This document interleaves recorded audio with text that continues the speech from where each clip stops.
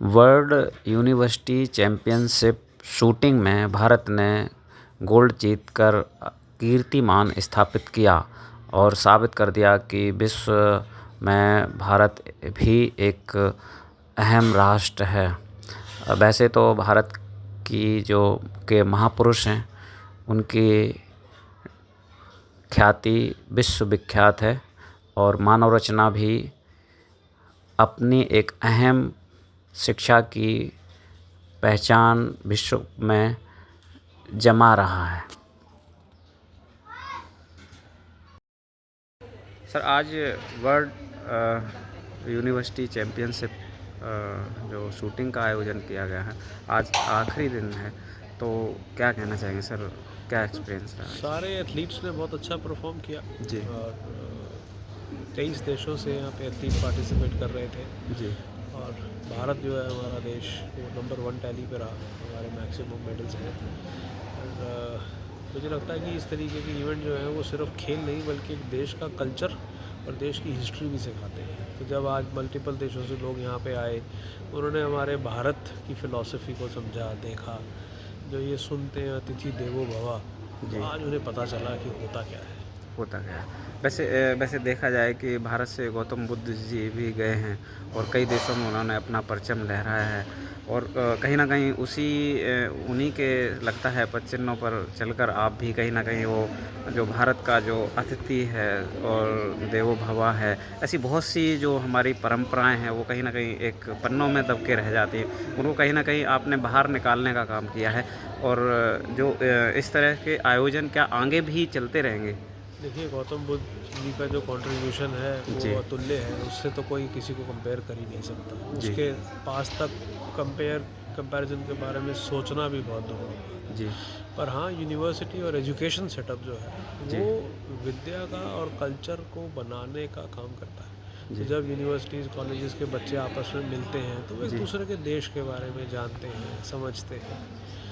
तो आगने वाले समय में ऐसे और कई कॉम्पिटिशन्स हैं, स्पोर्ट्स में भी हैं, डांस में भी हैं, म्यूज़िक में भी हैं, जो एक दूसरे देश को मिलाते हैं, समझाते हैं, दिखाते हैं। बिकॉज़ मेरा ये मानना है कि अब आज कोई बाउंड्रीज़ नहीं बची। जैसे पहले हम टेरिटरीज़ की बात करते थे, आज जी। एक सारी दुनिया एक वर्ल्ड दिखता है मुझे। I see it as one world. एक फैमिली है। जी। सो जब वो पूरा परिवार है, कोई ऐसी चीज़ नहीं है कि कहीं किसी और देश में हो रही है वो मेरे को इम्पैक्ट नहीं करेगी। आपने कोविड का देखा, जी। शुरू कहाँ से हुआ और सारे दुनिया में पहुँचा, तो इसका मतलब हमारा सारा दुनिया कनेक्टेड है। जब हम कनेक्टेड हैं तो हम ये नहीं कह सकते कि हम किसी से आइसोलेशन में रह सकते हैं। एजुकेशन ऐसा ज़रिया है जो आपको एक दूसरे देश के साथ जोड़ता है, दूसरे देश के कल्चर के साथ जोड़ता है, वैल्यू सिस्टम के साथ जोड़ता है, एक दूसरे से सीखने और सिखाने का मौका देता है।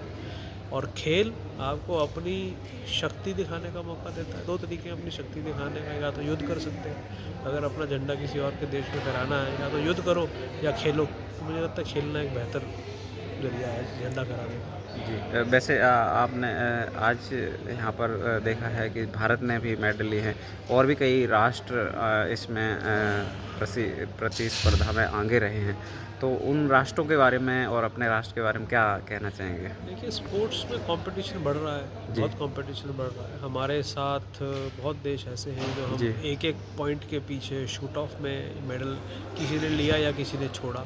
जी। मैं उन सारे देशों को भी बहुत बधाई देता हूँ जो आए, टीम के साथ आए, उन्होंने बहुत मेडल जीत के गए।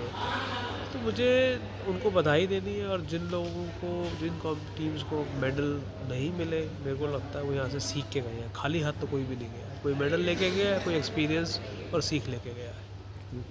जी सर, पूरे विश्व के पटल पे आज आपने ये ऑर्गेनाइजेशन किया, इसका समापन हुआ, क्या मैसेज देना चाहेंगे?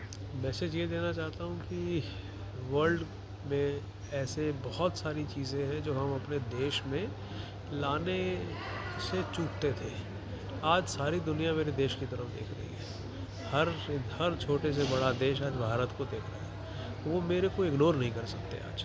सो ये एक भारत की पहचान है, हम एक यंगेस्ट नेशन है। जी। सो कोई भी चीज़ जो यूथ से रिलेटेड है या कंज्यूमर से रिलेटेड है, वो भारत के बिना नहीं हो सकता। और भारत जिस तरीके से आज प्रगति कर रहा है हर सेक्टर में, आने वाला वो समय दूर नहीं है कि भारत एक सुपर पावर होगा। जो हमारे प्रधानमंत्री जी का सपना है, मुझे लगता है कि भारत उस सही दिशा में चल रहा है।